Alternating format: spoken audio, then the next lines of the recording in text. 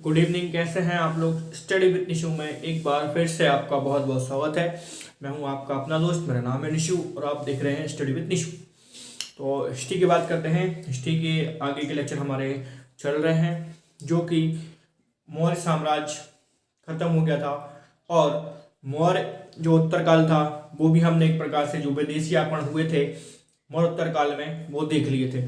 अब मौर्य के पतन के बाद जो मौर्योत्तर काल में जो जैसे कि मौर्य साम्राज्य खत्म हुआ, मौर्य साम्राज्य खत्म होने के बाद जो राजनीतिक व्यवस्था है भारत में वो दो दो छोटे छोटे हम बोले कि हिस्सों में बट गई। तो मौर्य साम्राज्य के पतन के बाद कुछ देसी राजा वहीं मतलब शक्ति में आए और वहीं कुछ जो विदेशी आक्रमण है वो आया। हमने विदेशी आक्रमण देख लिया था ये मुगल काल में किस प्रकार का कौन कौन से विदेशी शासक और आक्रमणकारी भारत में जिन्होंने हमला किया था। आज हम बात करेंगे कि मौर्य उत्तर काल में जब मौर्य वंश का अंतिम शासक था बृहदत्त, उसके बाद एक नए वंश की स्थापना की थी जिसका नाम था कौन?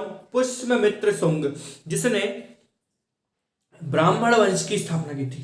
अपन ये मान के चलें कि भारत का पहला जो ब्राह्मण राज्य है, जो ब्राह्मण साम्राज्य है, उसकी नींव डाली थी किसने?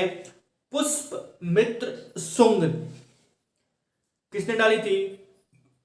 पुष्यमित्र शुंग ने भारत में पहला ब्राह्मण वंश, इसकी स्थापना किसने की थी? पुष्यमित्र शुंग ने की थी। हम यहां अगर बात करें पुष्यमित्र शुंग की, तो जो मौर्य वंश का अंतिम राजा था वो था बृहदत्त। कौन था? बृहदत्त।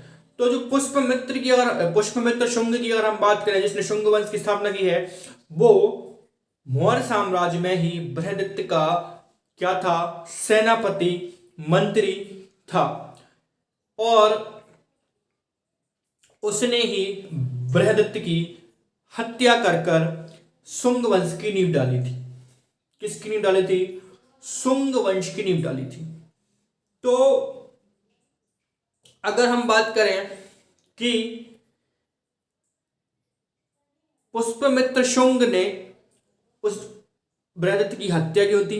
हत्या क्योंकि इसके पीछे के कारण भी हो सकते हैं कि भाई देखो दोनों बातें हैं। अगर हम बात करें कि जो पुष्यमित्र शुंग है वो ब्राह्मण वंश, जो ब्राह्मणों को क्या है, जो ब्राह्मण है उसको जो सर्वोच्च अपना धर्म सर्वोच्च रखता था। और वहीं हम देखें कि जो मौर्य साम्राज्य में जहां तक सबसे ज्यादा लोग बौद्ध थे और बौद्ध धर्म का प्रचार प्रसार भी हो रहा था, तो कहीं ना कहीं उससे प्रभावित होकर पुष्यमित्र शुंग ने और वहां के जो प्रजा है, लोग हैं, जो ब्राह्मण लोग हैं, उन लोगों का समर्थन किसको मिल गया? पुष्यमित्र शुंग को। और इस संघ के कारण और इस समर्थन के कारण पुष्यमित्र शुंग ने क्या कर दिया? बृहदत्त की हत्या कर दी और फिर किसकी स्थापना कर दी? शुंग वंश की स्थापना कर दी। किसकी स्थापना कर दी? शुंग वंश की स्थापना कर दी। तो इसकी जानकारी हमें किससे मिलती है? तो इसकी जानकारी भाई इस स्रोतों की हमें जानकारी किससे मिलती है? हिस्ट्री में आप सब जानते हो कि भाई स्रोतों का बड़ा महत्व होता है। तो इसकी जानकारी हमें किससे मिलती है? महाभाष्य से मिलती है। किससे मिलती है? महाभाष्य से मिलती है। तो इन्होंने अपनी राजधानी, शुंगों ने अपनी राजधानी दो जगह अपनी राजधानी बनाई। कहां कहां बनाई? दो जगह इन्होंने क्या है अपनी राजधानी बनाई। कहां कहां बनाई? दो जगह अपनी राजधानी बनाई। अगर हम पहले की बात करें तो एक विदिशा में इन्होंने राजधानी बनाई और दूसरी कहां पर बनाई? दूसरी बनाई पाटलिपुत्री में। कहां बनाई? दूसरी पाटलिपुत्री में और पहली कहां बनाई थी? विदिशा में। और इसके बाद हम देखेंगे जो अयोध्या अभिलेख से ज्ञात होता है कि पुष्यमित्र शुंग ने अपने शासनकाल में 2 अश्वमेध यज्ञ करवाए। तो स्वाभाविक बात है कि भाई जो भी हिंदू शासक रहेगा या ब्राह्मण शासक रहेगा तो उसके काल में यज्ञ तो होंगे। तो 2 अश्वमेध यज्ञ इन्होंने करवाए। किसने? पुष्यमित्र शुंग ने। और वहीं हम बात करें कि भाई जो बौद्ध ग्रंथों में क्या होता है, यह सब बताया गया है कि पुष्यमित्र शुंग ने जो बौद्ध भिक्षुओं जो बौद्ध भिक्षु हैं और जो मठ हैं, जो विहार हैं, उनको क्या है नष्ट कर दिया। और ऐसा माना जाता है कि पुष्यमित्र शुंग ने अशोक द्वारा 84 स्तूपों को नष्ट करवा दिया। तो इससे पता चलता है कि भाई वो पुष्यमित्र जो शुंग था कितना अपने धर्म को समर्थन करता था कि उन्होंने जिस काल में सम्राट अशोक ने 84,000 स्तूप बनवाए थे, पुष्यमित्र शुंग ने उनको खत्म करवा दिया। और जो भिक्षु हैं और जो बौद्ध धर्म संबंधित जो लोग हैं, अगर किसी ने उनको मतलब बोल दिया कि भाई जिसके माथे पर तिलक ना दिखे उसको मरवा दो।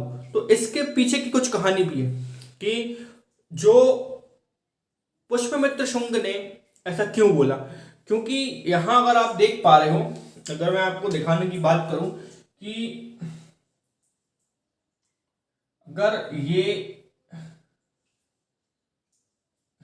ये भारत है तो यहाँ का जो एरिया है, यहाँ का एरिया है, और ये जो हमारा विदिशा है, ये हमारा विदिशा है, और ये है पाटलिपुत्री।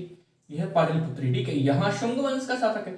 तो यहाँ जो यवन आक्रमण हो रहा था ना, तो पुष्यमित्र शुंग को मतलब ऐसा लगा था कि भाई यहाँ जो मतलब यवन शासकों से क्या है, कुछ बौद्ध जो लोग हैं या बौद्ध भिक्षु हैं वो मिल गए हैं और इनका साथ दे रहे हैं। तो उसने कहा कि या तो आप लोग सारे ब्राह्मण वंश को मतलब ज्वाइन करो या ब्राह्मण धर्म अपनाओ, नहीं तो क्या है सबकी हत्या करवा देंगे।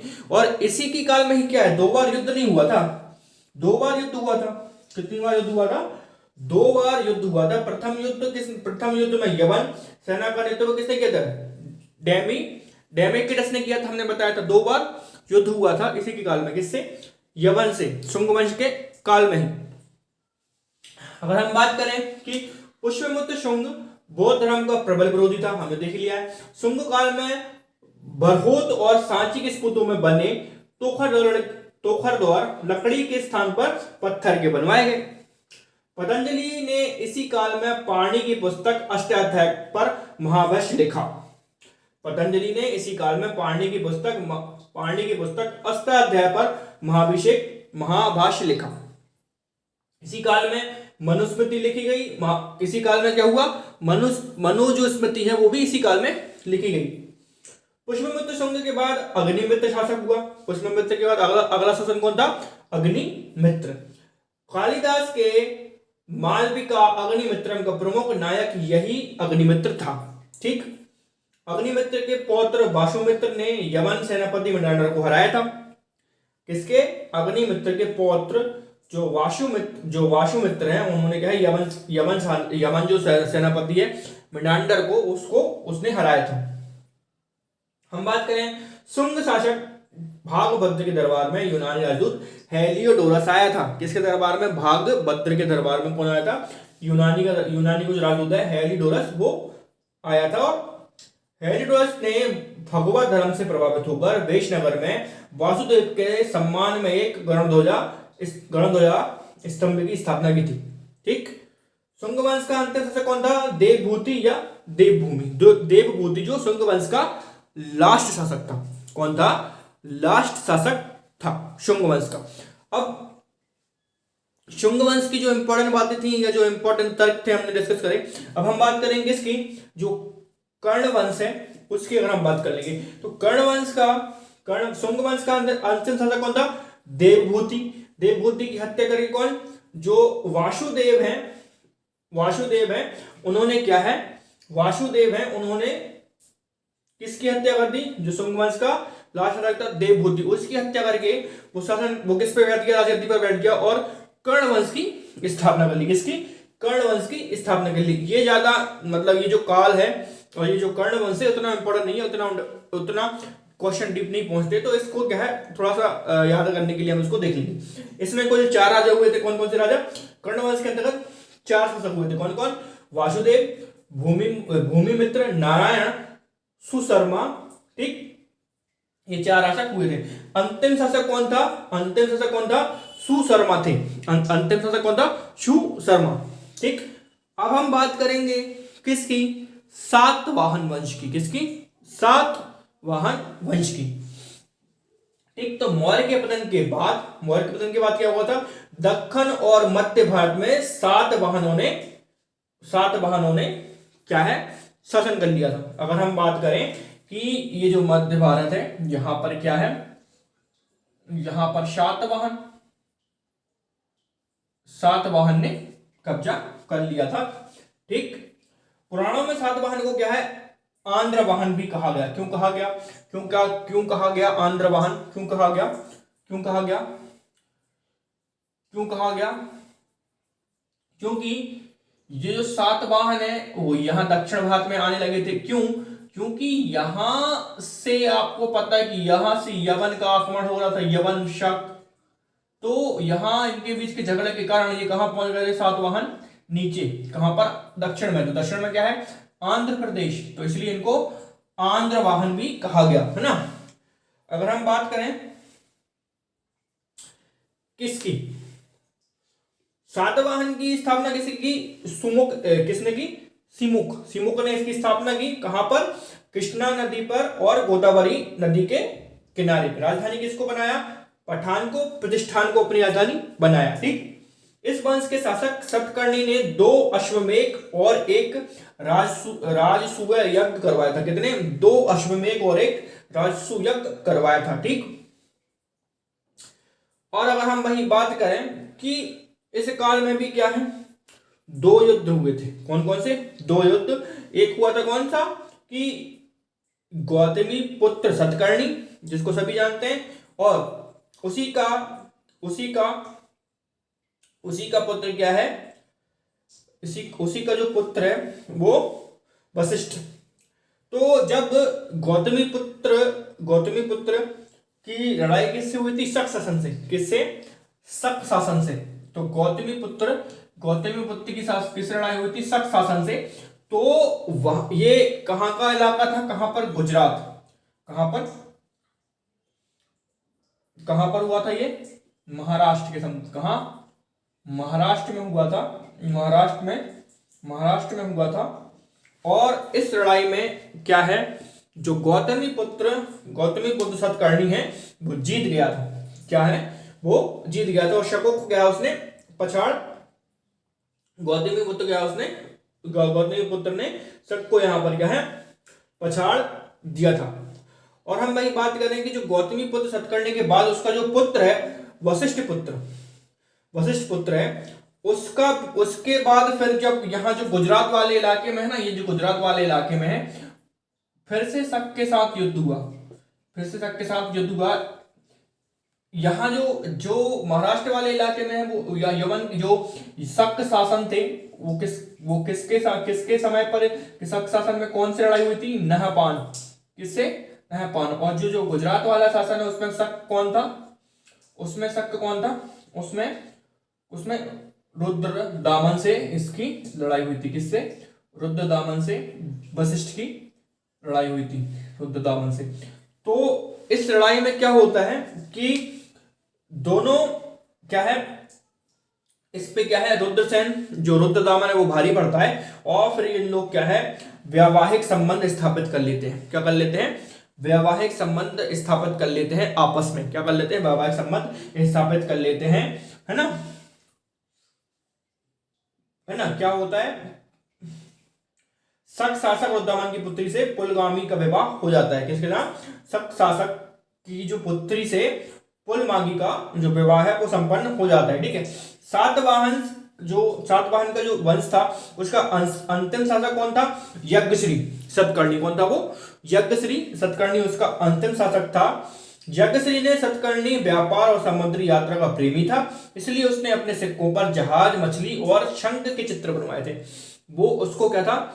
यात्रा बड़ा पसंद था, तो उसने क्या किया? अपने सिक्कों पर जहाज, मछली और शंख के चित्र बनवाए थे। अगर हम बात करें कि हमने एक बार तो बात तो कर ही ली थी कि इसमें जो सातवाहन है या फिर मरणोत्तर काल में सामाजिक आर्थिक सारी व्यवस्था की हमने बात कर ली थी। एक बार हम फिर से बात कर लेते हैं कि जो सातवाहन वंश है उसके समय सामाजिक व्यवस्था कैसी थी। तो हम बात करें सामाजिक व्यवस्था की, अगर हम बात करें तो सामंती व्यवस्था थी। सामंती व्यवस्था का मतलब क्या है कि जो राजा है वो लोगों को अपने काम के बदले पैसे न देकर जमीन दे देता था। क्या दे देता था? जमीन दे देता था। और तो जमीन देने में भी क्या है? अंतर होता था। जो उच्च वर्ग के अधिकारी होते थे तो उनको कुछ जमीन का ज्यादा टुकड़ा मिलता था या ज्यादा नहीं मिलती थी, और बाकी जो छोटे छोटे उसके बाद से प्रधानमंत्री, मुख्यमंत्री, फिर ऐसे ऐसे क्या है छोटे छोटे मतलब जो पद आते जाते थे, उसके बाद जमीन का बंटवारा होता रहता था। तो इस काल में क्या है, ना तो टैक्स लगता था और ना इस काल में राजा ही गरीब होता था। क्यों? क्योंकि तो राजा तो अपनी जमीन बांट रहा है।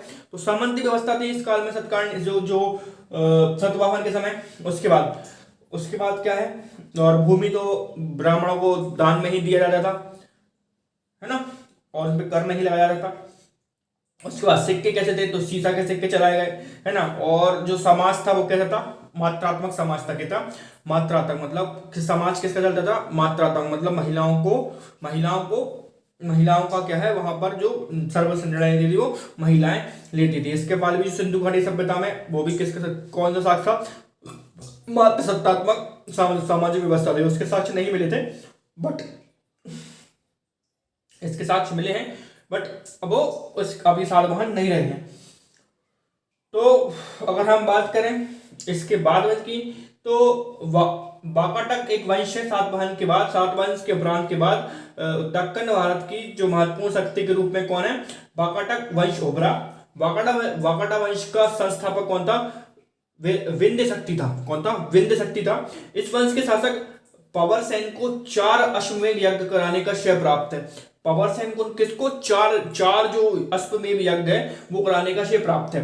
पवर सेन की मृत्यु के बाद उसका जो राज्य है उसकी पुत्री सर्वसेन में बट गया, है ना। पवर सेन की जो मृत्यु है उसके बाद उसका राज्य किसमें बट गया? उसकी पुत्री सर्वसेन में बढ़ गया। गुप्त वंश के राजा चंद्रगुप्त ने अपनी पुत्री प्रभावती का विवाह वाकाटक के राजा रुद्रसेन से किया था। वाकाटक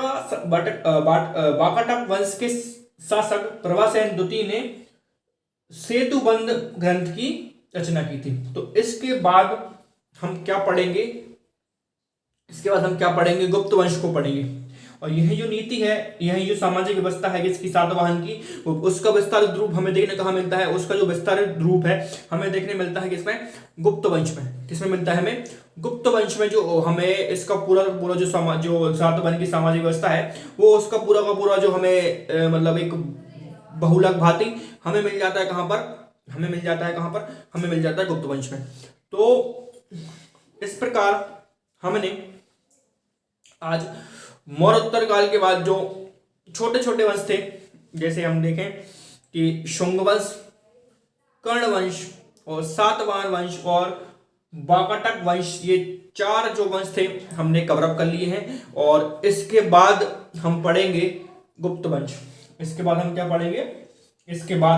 क्या है? गुप्त वंश। तो हमने जहां तक क्या है ओवरऑल जितना भी इंपॉर्टेंट फैक्ट थे वो कवर कर लिए हैं। इसके बाद इसकी PDF लिंक में है, टेलीग्राम लिंक पे, उसको जाके आप ज्वाइन कर सकते हैं। इसके बाद हम क्या पढ़ेंगे? गुप्त वंश के बारे में पढ़ेंगे।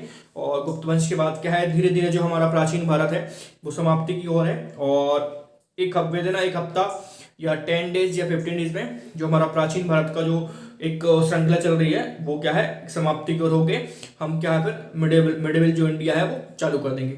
तो तब तक के लिए देखते रहिए स्टडी विद निशु और खुश रहिए।